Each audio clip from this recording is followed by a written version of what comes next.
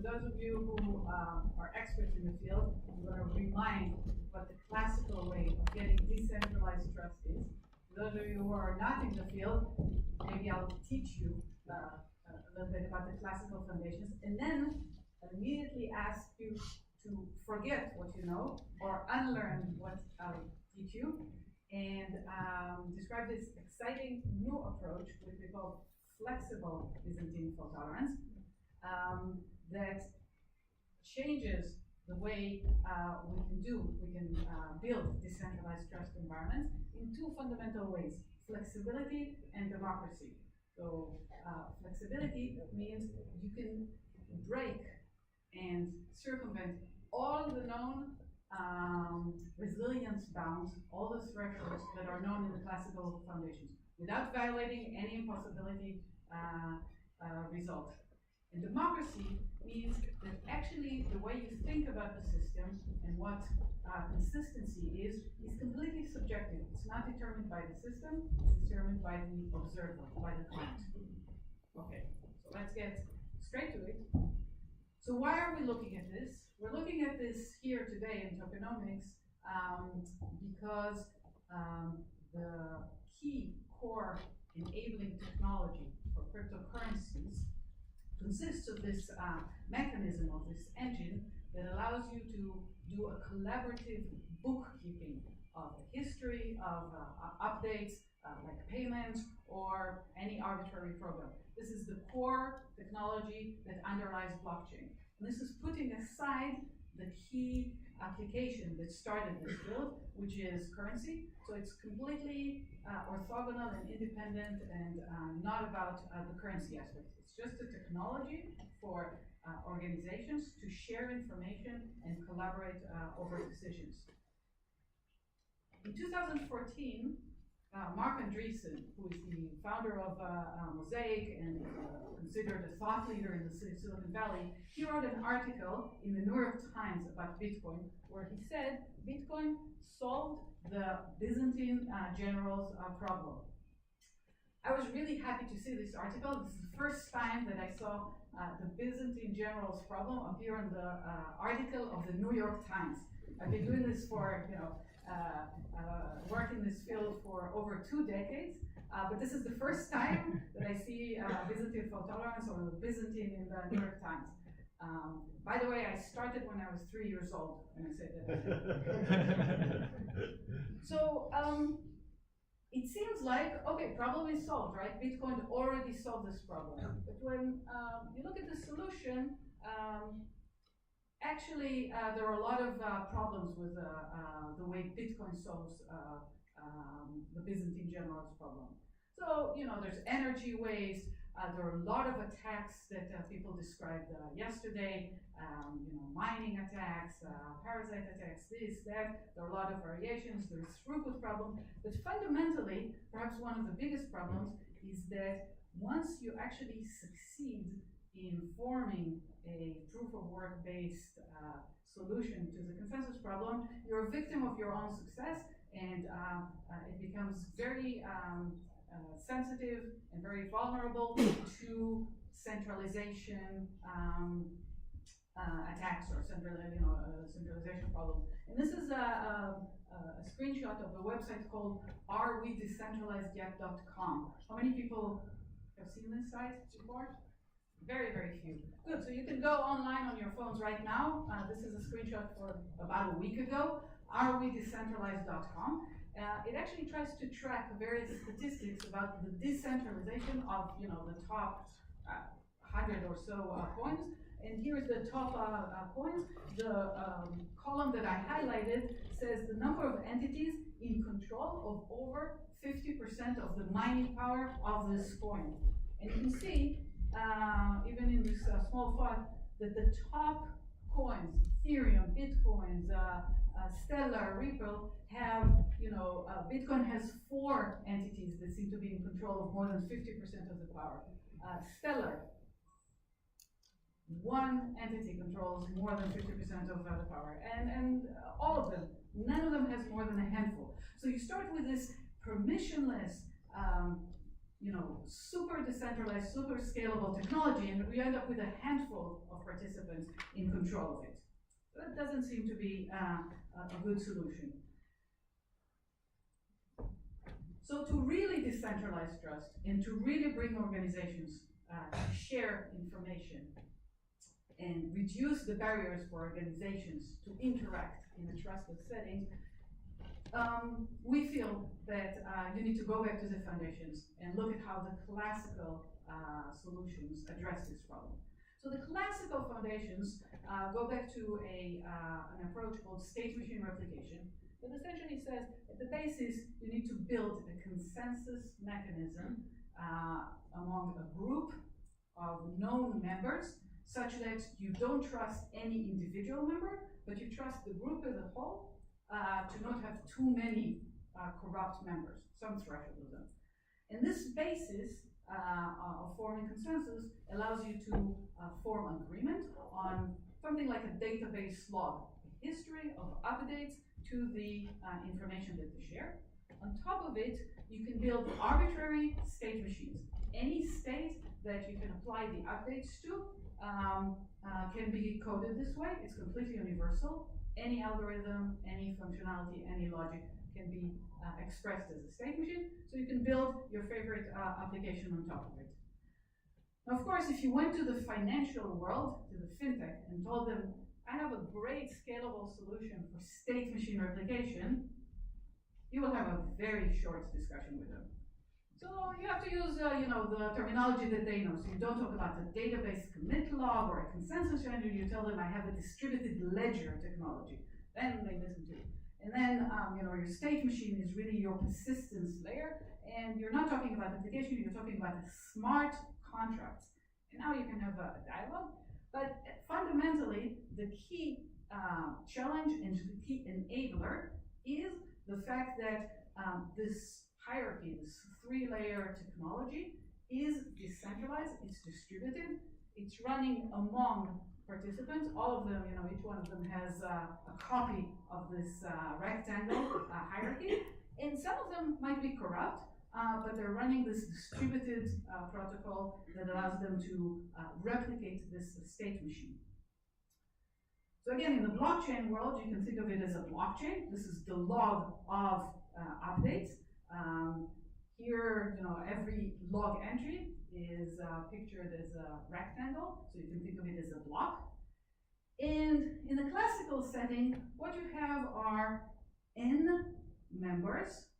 This is the group of known members that were admitted to the system, and some threshold of them, f, are vulnerable to an attack. They might just crash.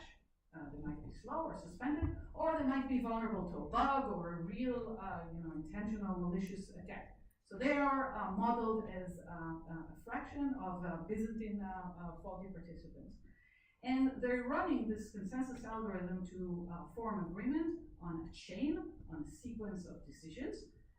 And if you can solve this problem of agreeing on one element in this chain, you can solve the problem for the entire chain. So what we concentrate on is a single instance of solving this problem among a group of replicas that have this responsibility to agree on what is this block, or what is this log entry. And again, the model is the classical model where we know who is participating, we know who they are, they're admitted to the system by permission, but they simply don't want any single one of them to be trusted, only the group. Now, I said that we have decades of research and hundreds of publications in this arena. We also have academic and not just academic, serious industrial efforts to build common platforms that the community can trust. How did that work so far? So unfortunately, the state, the situation of this arena is pretty grim. One by one, both academic systems and industrial attempts to produce a platform that the community can trust have collapsed. So one by one, companies, very serious companies, IBM, Microsoft, they're with, JPMC, JP Morgan Chase, are withdrawing their attempts to build a platform because of serious flaws, not just simple bugs. My favorite one is this paper.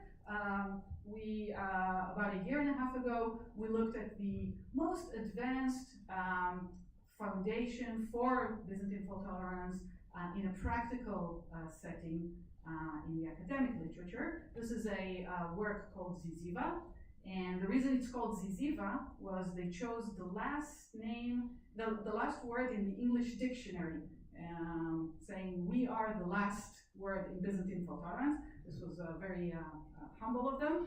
And we looked at that work, and within 10 steps, consistency and safety completely breaks in this work. It doesn't take more than 2 liter rotations to completely break this work. So great. So that means there's still work to be done. And experts in the field have actually been tremendously busy in the last 3-4 years, just going through all the white papers and all the startups. They put out a solution out there and say, we have something new, we have something more scalable, we have something better than everybody else. Just understanding what is the core algorithm and whether it is known or really something new, and which ones are similar to each other. Just these are full-time job for experts. So let's go back to the classic foundations and give kind of a 5 minutes 101 crash course in this. So the fundamental decision that a designer of a BFT, Byzantine fault tolerant algorithm, faces, the first question they have to ask themselves is, what is the model of the system that they want to achieve in order to know what guarantees they can provide? The first thing is you don't want to try to do something that's impossible, and you really want to know what is the guarantee against which attacks. And the first question you ask yourself is the solution, is the design you're building, is it going to be resilient against asynchronous networks, or does it require synchrony in order to guarantee consistency? So let me put this in more concrete terms. Bitcoin, Ethereum, all these Nakamoto consensus systems rely on synchrony to guarantee the consistency, the agreement. If the network is asynchronous, if it takes more time than the system is designed for the messages to arrive, there is no guarantee of agreement. There could be forks that are not reconciled. Okay, so there's a fundamental synchrony assumption. I'm not saying it's good or bad.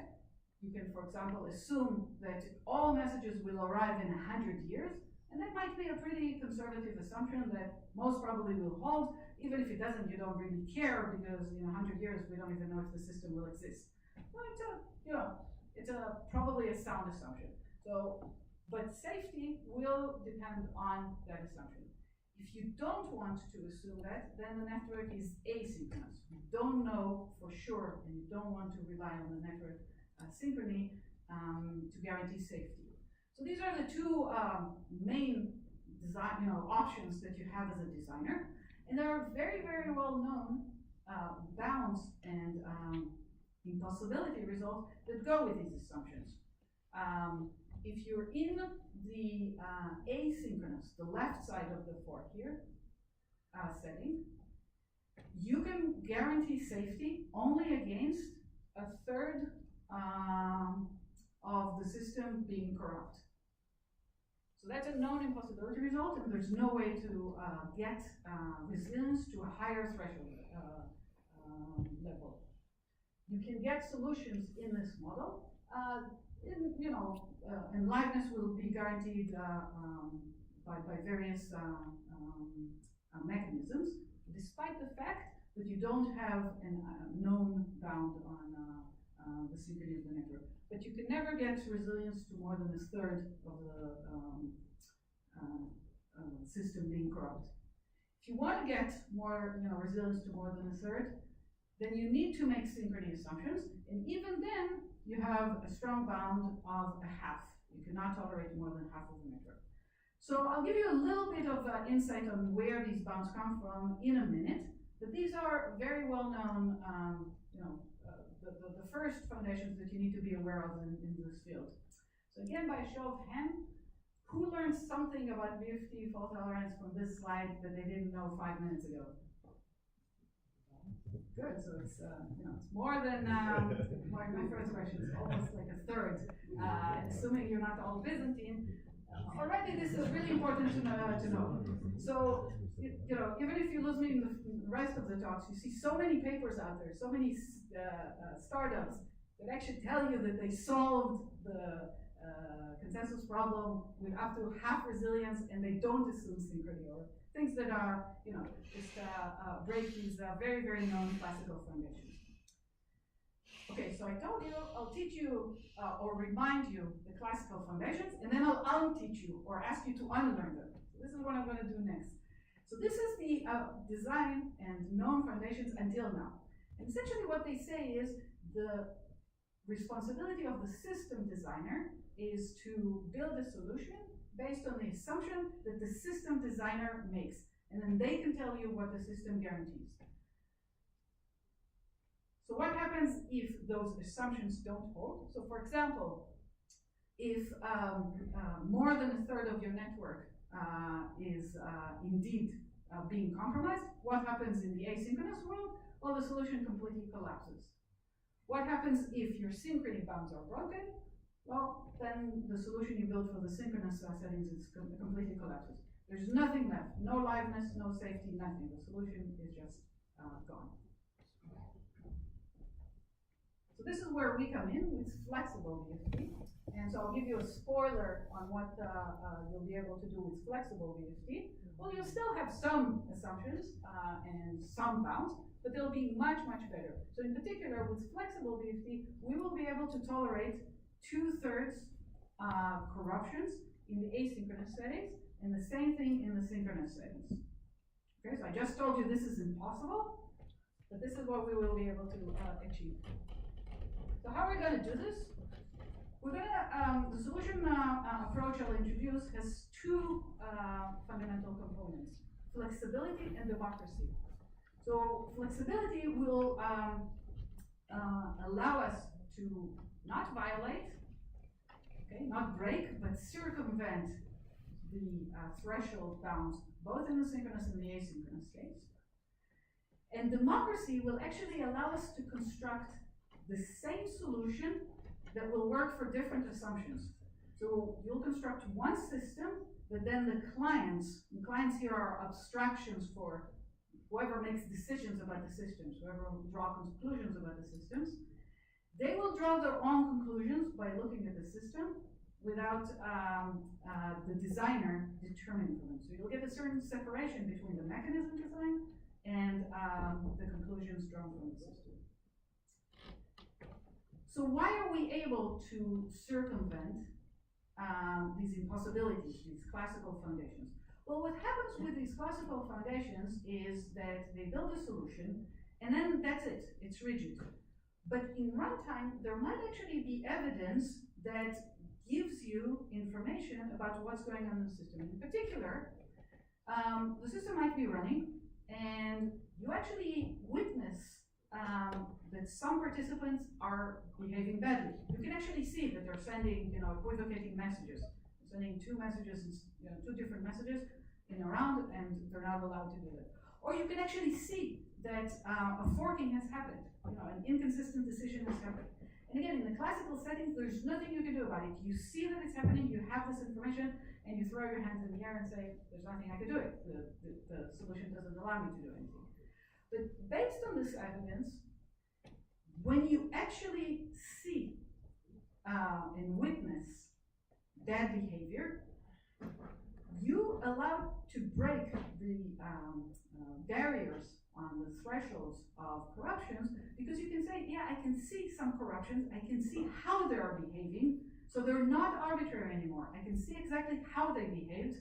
I can make some assumptions about the rest of the system and about how they behave that allow me to increase the corruption level. And in particular, when you see this behavior, in order to not make this too abstract, one thing you know about these participants is that they are not crushed. You actually get messages from them, and you can see that they're trying to cheat. So in particular, it's okay to wait for other messages, because these faulty participants that you see and witness their bad behavior, they're not crashed. They're available, they're responsive. So this will allow you to obtain a higher resilience than for corruption than the original cabinet. Now let's get to the democracy part of it. Why would you want democracy, and why would you use democracy? Well, so in the classical way of designing solutions, all the transactions, all the blocks in a blockchain are equal. But in reality, you might have transactions that are much higher stakes. So you might have transactions in a blockchain that are buying coffee for $5, €5. And you might have other transactions that are buying and selling a house for €1 million. You don't want to treat both of these transactions with the same care and the same caution. You might want to be much, much more prudent and much more paranoid about the €1 million transaction than the coffee transaction. Or there just may be different abstract clients of the system, where there might be an auditor on behalf of the government that has very strict beliefs and guarantees that it needs to hold about the system. And then, there are other users that have very different beliefs. So this is why you want a solution that allows the clients to draw the conclusions about commits and transactions, rather than the system deciding for itself. So I'll start with flexibility and talk about what we can do. So first of all, what is the fundamental difficulty here? So reaching consensus is very easy if you don't have faults. Just wait for everybody to form agreement, and this is resilient to everybody. In particular, everybody's waiting for me to participate in the decision, and they cannot forge my messages. So I know that whatever I see, and when I see everybody agreeing to it, that's a safe decision. That's very trivial. The problem is that it's not very live. If you wait for everybody to participate in the decision, then even a single member that is slow or crashed or detached or malicious can prevent progress. So there's a fundamental tension here between fault tolerance and ease. So if you look at solutions without giving a specific protocol or getting into the details, the key components of any solution to the consistent problem will be something that in the literature is called a commit-adopt core. Essentially what it says is there will be a group that participates in certifying a commit decision somehow. I'm not getting to any specific protocol, but there's got to be a group which is really not the entire system, otherwise we don't have fault tolerance. There's got to be some group that we call a quorum that will be enough to somehow form a commit decision. And what you need to guarantee is that if this is possibly a committed decision, then this quorum is able to cause the remainder of the system, even if it didn't participate, to adopt that decision. Yes? So I'm one of those who don't know anything. Yep. Is that classical, what you described? You told us you wanted us to unlearn, but this sounds familiar to me. This sounds like something that already exists, right? Yeah, so this is a core of any solution. I'm trying to really abstract it without giving a protocol in a talk. This is a core principle in designing agreement solution, fault-tolerant agreement solution. There's got to be a subset, we call it a quorum, participating in the decision. But then, moving on to the system, you have to guarantee the safety of the decision by adopting what this core did and passing it onward. Okay, so this is the classical difficulty. So let's look at what is the size of the score that will be needed in order to provide both safety and liveness. So for the first decision, in order for this quorum of size Q to be able to reach a decision, without thinking of any specific protocol, just we have a group of banks, a group of N participants, and Q of them needs to be able to form a decision, while the others may be offline or faulty. Okay? So obviously, we need at most 1 minus q to be faulty. Otherwise, there's no hope of collecting participation from the remaining q. So if q is the size of the score, y minus q is a bound on the fault tolerance for liveness. This is not very deep math. Did I lose anybody? Raise your hands if I lost you. Okay, good. So this is liveness. But if we allow Q to be the ones who have this authority to participate, then that means that later we also continue, to the next decision and continue the chain of decisions with just Q participants. But now we need both of these Qs to intersect and intersect in an honest, a non-corrupt participant. So a not very difficult computation is to see that if the first Q and the second Q that are potentially two different sets, I don't have control over it, it's a distributed system, if they need to intersect in at least one correct, one non-corrupt member, then at most 2Q minus 1 could be faulty.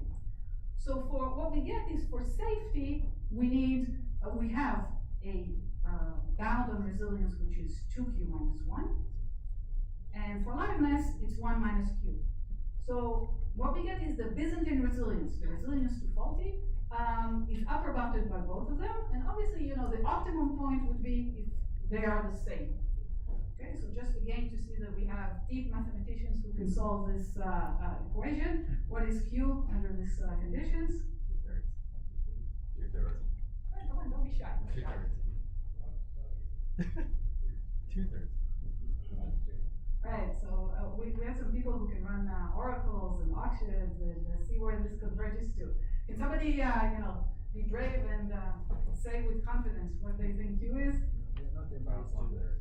What? 2/3. Okay, I think the majority is converging to the right answer. Yeah. So Q, the optimal Q, well known in the literature, is 2/3, which means that the resilience, okay, the threshold, the upper bound of resilience in this strawman situation would be 1/3. Okay, so that's the core difficulty that we had until now.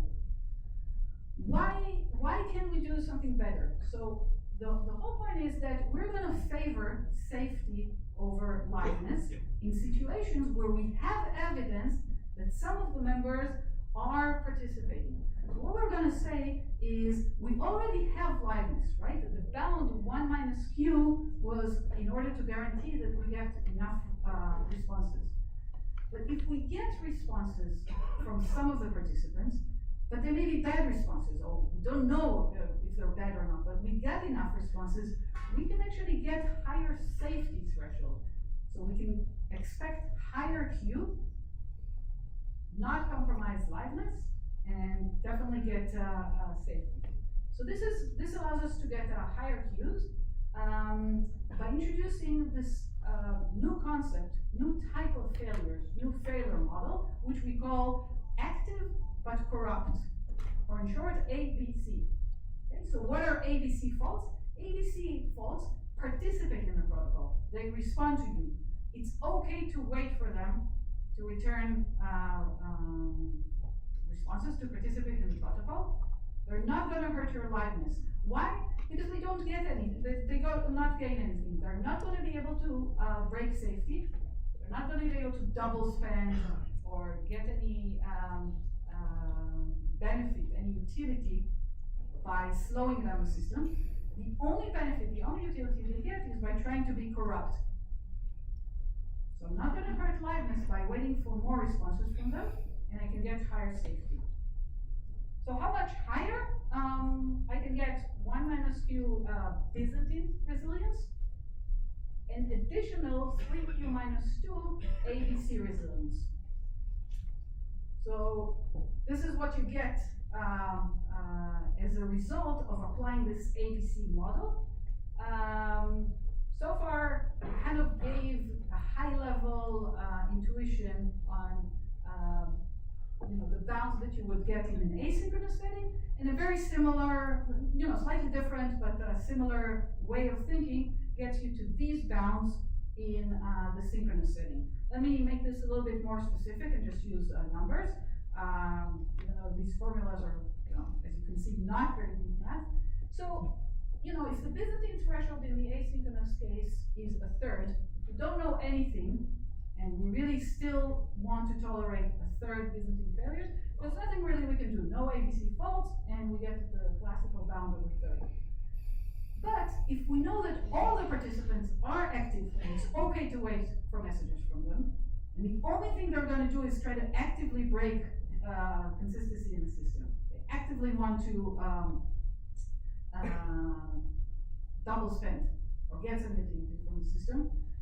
Then all of the faults are not Byzantine. They're all ABC faults. And then something really interesting happens. We can tolerate 2/3 ABC faults, not 1/3. And the overall tolerance is going to be 2/3. And, all the points in between are also possible. Maybe we can't get the participation of a quarter of the network. Maybe they're just crashed. Or maybe they're Byzantine and trying to really prevent the system from working. Then we can tolerate additional 6 ABC faults. And again, the overall total resilience will be more than a third. Or, we can move closer and closer to 0 here, and then tolerate more and more ABC faults, and get closer and closer to 2/3. And 2/3 will be the maximum here. In a second.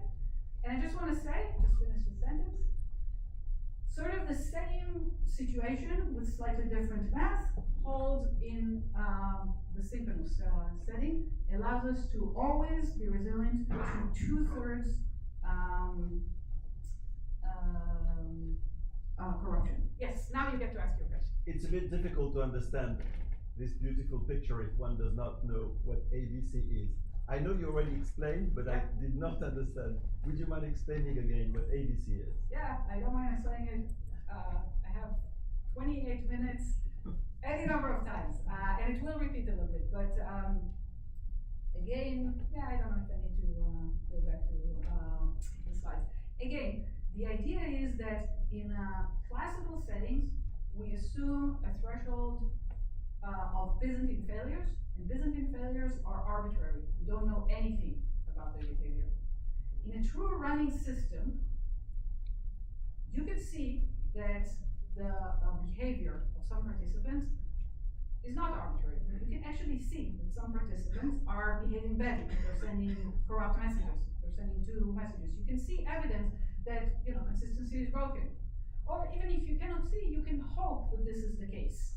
And you may have some game theorists in the audience that later will analyze the incentives for participants not to break the system by slowing it down and not being able to commit any transactions because they don't get any utility from it. The only way they're going to attack the system is by trying to double spend. These are not Byzantine failures. These are active but corrupt failures. They're corrupt. They're going to try to get utility out of the system. They're going to try to game the system. They're not obeying their protocol, but they're not Byzantine, and that's the point of this new model. It seems like a trivial observation, so maybe that's your difficulty. It is trivial, okay, but nobody has made it before, so everything's trivial after you make this observation. These are not Byzantine failures. Okay? These are different types of failures. We call them ABC because we make a strong assumption that the way they're attacking the system is by being active but not following the protocol. What that means is, remember my seesaw picture, it allows us to break from this tension between liveness and safety. Because for liveness, we have to assume that all of these faulty participants might never respond. We cannot wait for the responses. But ABC is a weaker assumption, or if you like, a weaker assumption about the threat or the attacker. It assumes that the attacker will respond. We can wait for messages from these faulty participants. Yeah. What does it mean that they are active? Do you assume that they will not crash within Yes. a bunch of rounds? Yeah. But that's an crash, assumption. that's They it. may crash, right? Yeah. So these are weaker type of faults. They're not the strongest type of assumptions. They're not Byzantine. And I would say that when you have a consortium of 400 banks that are building a blockchain as the foundations of fintech, assuming that the banks will participate in the protocol, not crash, some fraction of them, maybe not all of them, assuming that they will actually be active, is a pretty reasonable assumption. But you don't want to trust their honesty. They're trying to game the system. They're trying to get utility. But it's a dangerous slope, right? Because if I know you're doing an ABC thing, then I can kind of be a little, I can start to look in a certain way to you. You're going to assume I'm active, and then I can play with that. Then you might stop the system from making progress. Is there any gain from you? Any benefit? No. You're going to prevent all of us from making progress. But it depends. What is, you have not told us what is the objective they're trying to maximize. I'm trying to solve consensus with a higher resilience to corruption. But if you say they have an objective, but I don't say what objective it is, how is that different from saying I don't know what they do? So the difference is, I do say they have an objective, and again, I believe there's a game theoretic analysis that could show that they don't get any benefit if they cannot break the safety in any behavior. They cannot break safety. They don't get fees, they don't get transactions committed by not participating. So the rational thing for them to do is to participate, and I believe you can formalize this and find an equilibrium. This is their rational behavior. But this is an assumption. So you don't like this assumption, that's fine. I didn't like the assumption that says only a third are faulty. Okay? Both of these are assumptions. If they're broken, the system has no guarantees. It's kind of like you go to a computer store and you buy, remember we used to buy boxes with CD-ROMs and software in it, and on the back of the box, it said, what are the conditions under which the system works? And you can like it or not like it, but these are the conditions. These are the requirements for the system to work. Right? So you like your system to work with the assumption that at most a third are vulnerable to corruption, and 2/3 are honest. That's fine. You go and build your system that way, and I will bank, I will deposit my savings in this other consortium that says up to 2/3 can be corrupt. But the system will not make progress if, for some reason, they're behaving irrationally and they all stop responding. And let's see which bank makes more money at the end of the day. Yes, Peter? Just to understand, this ABC model doesn't include the behavior of faulting of the classical one, where you try to make the system adhere partition. So you tell one information to one quorum and the other information to the other quorum. Oh, no, it does include this. The only thing it doesn't, so definitely corrupt deviation from the, arbitrary deviation from the protocol, but the only thing it says is you decided that it's okay to wait for responses. That's all it does in the classical setting. So you build your protocol, you always build your asynchronous protocol or even synchronous protocols, you build them by waiting for a quorum of votes or messages to arrive. Okay? And if those messages don't arrive, you cannot make progress. Always. Even in the synchronous setting, you don't just wait for the bound, you wait for half plus one votes to arrive. So you will wait for more votes. That's all it says. Wait, this is the classical counterexample to show that you need less than 1/3 of corrupt. Yeah, like I said, we're not violating any possibility results here. Okay, what can you do with flexible Byzantine photography? Social fun, I showed only the flexibility part, not the democracy. Taking a little longer than fun, but that's okay. So what can you do with the flexibility? Well, you can do some pretty amazing things. So in the asynchronous model, for example, when you observe ABC behavior, okay, so you observe participants are responding to you more than your bound would otherwise assume. So let's say P have already responded and are active, and you think that they might be corrupt. This is your assumption. They already responded to you. Then what you can do is you can say, okay, P have responded and they're ABCs, they're not Byzantine. Therefore, therefore my threshold assumption on who is Byzantine is a third minus p, because the p, I know that there are ABCs. Okay? But what happens is that you don't get a third overall fault. You know, p plus third minus p is a third. So you don't get that the sum of the ABCs and the Byzantine is a third. What you get is that a third plus p could be corrupt. Okay, so this is the magic. So you have p that are ABCs, a third minus p that are Byzantine, and something is wrong with the math here, right? A third plus p could be a total of corrupt. So this is what you can do with flexibility. Let me quickly zoom through some of the democracy part. So here, okay, so let me say what you could do with the democracy part first, and then I'll zoom through, an example of how you could do it. But the what is probably more important.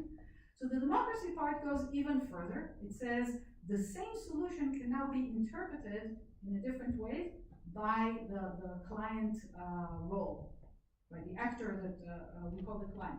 So what that means is that there are active replicas implementing your system. These are the banks. And then there are the clients that decide if something is committed or not. So what you could do with this democratic way of building the design is separate what the solution was designed for and how the system is used. And in particular, without changing the system, that's hard fork or upgrading the software completely or rewriting the entire system or reconfiguring. Without doing any of these things, if you see that the system corruption level approaches 1/3, you can switch, for example, from asynchronous to synchronous mode in the same solution. This is under synchronous mode.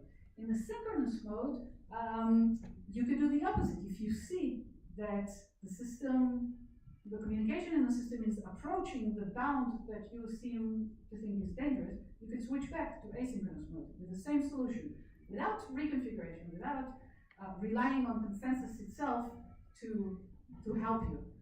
The same system can just be observed differently. If you see that your assumption has been wrong, and actually two conflicting decisions have been committed, in the blockchain world it would be called forking. Normally in the classical settings, there's nothing you can do. You have two committed decisions, both of them look alike, and there's no way to determine between them.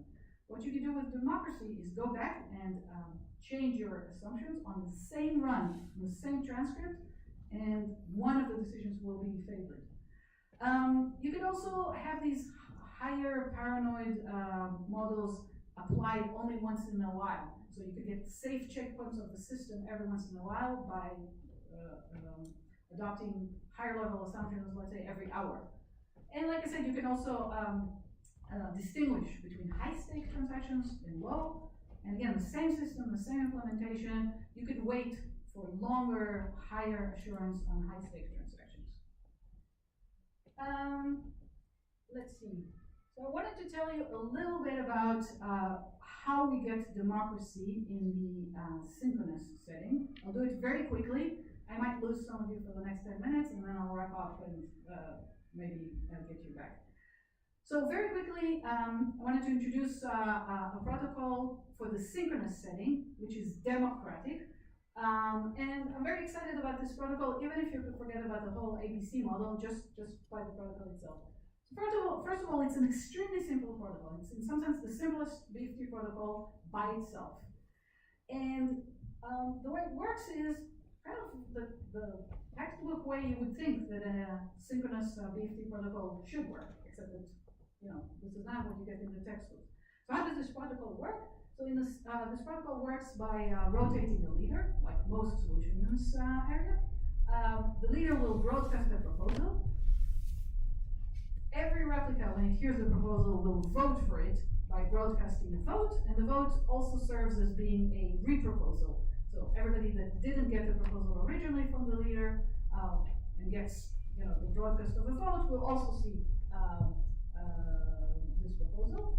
And then everybody waits to collect votes from queue the swarm queue of participants. And this is called a queue cert, a certificate on the proposal.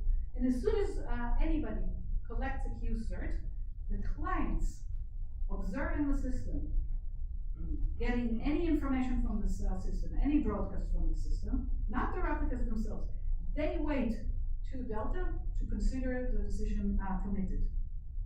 Okay, so notice this protocol is synchronous. It relies on synchrony for safety, but the replicas never used any time bounds, never waited Delta. There's nothing in this protocol that is synchronous. Only the commit decision is delayed to Delta, and that makes it completely democratic. I can decide when something is committed completely differently from Peter there, who's frowning and not trusting that this protocol is correct. Okay?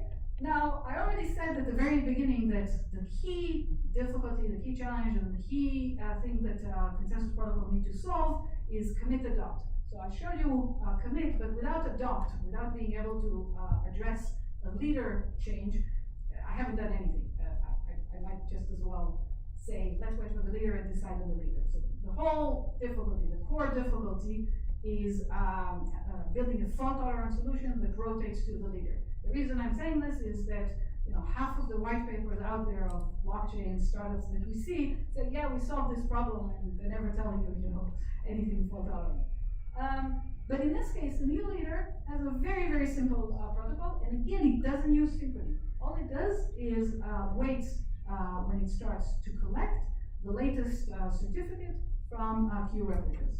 And it's very easy to see why this protocol is safe. I don't have time to get into it, but if you sit for 2 minutes, you can see that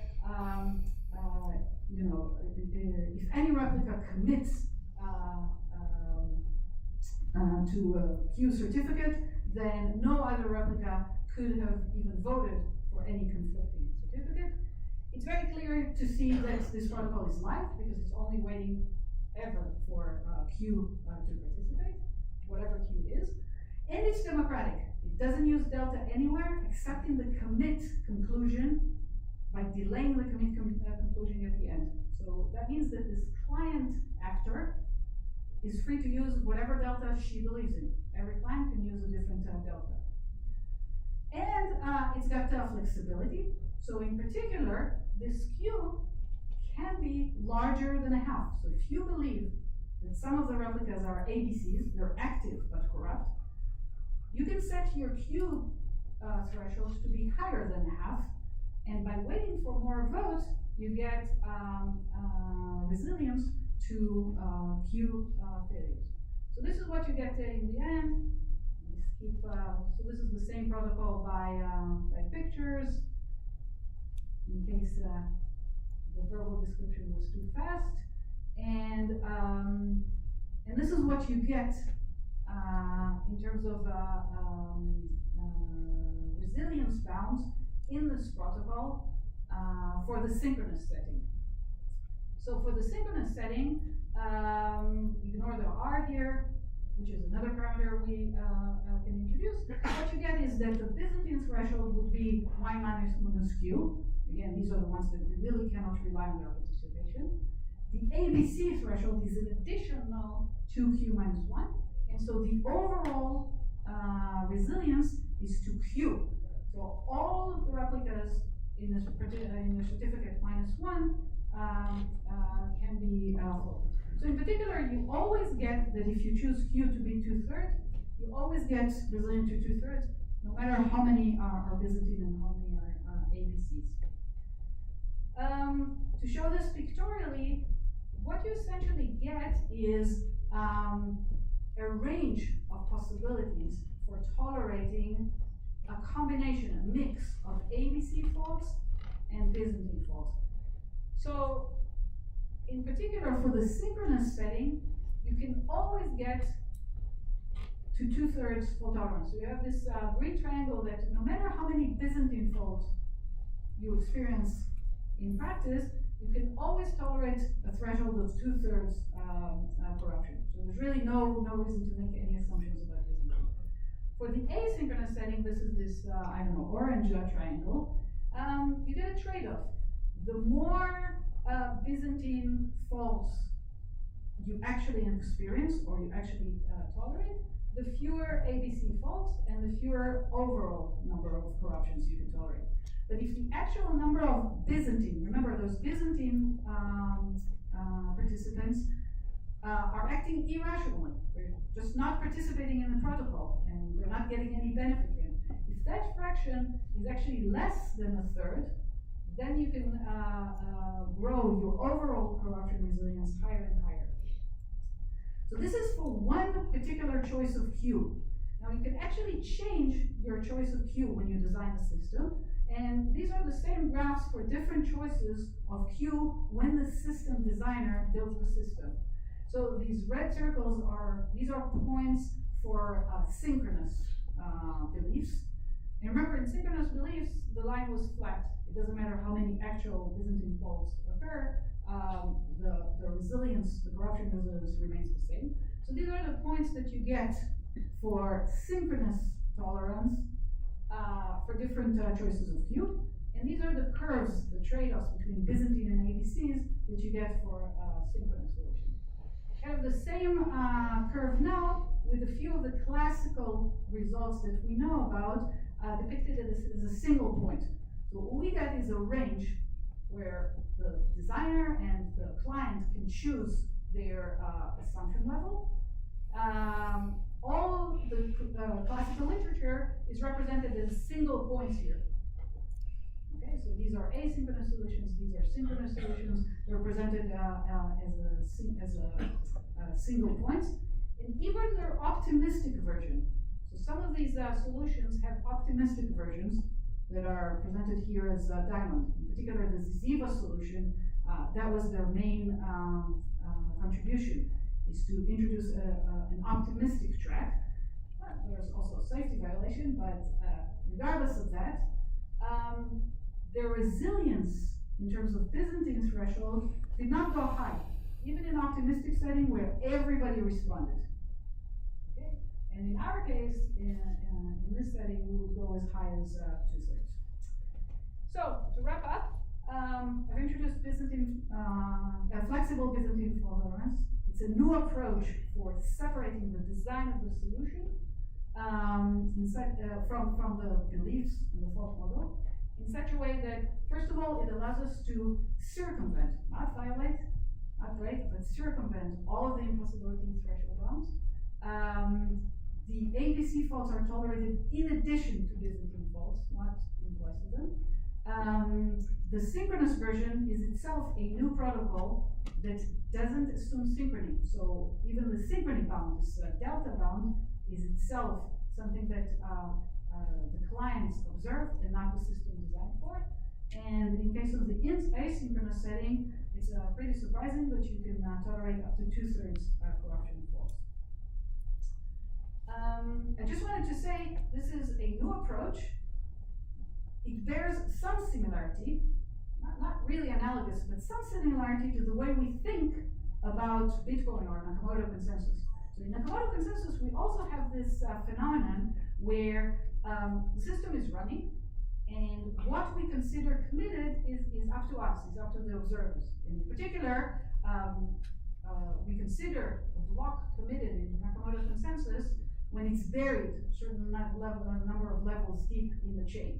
Now, this is the observer's belief. It doesn't change the protocol. The same protocol runs, but the observer may believe that a block is committed after being buried 3 levels deep, 6 levels deep.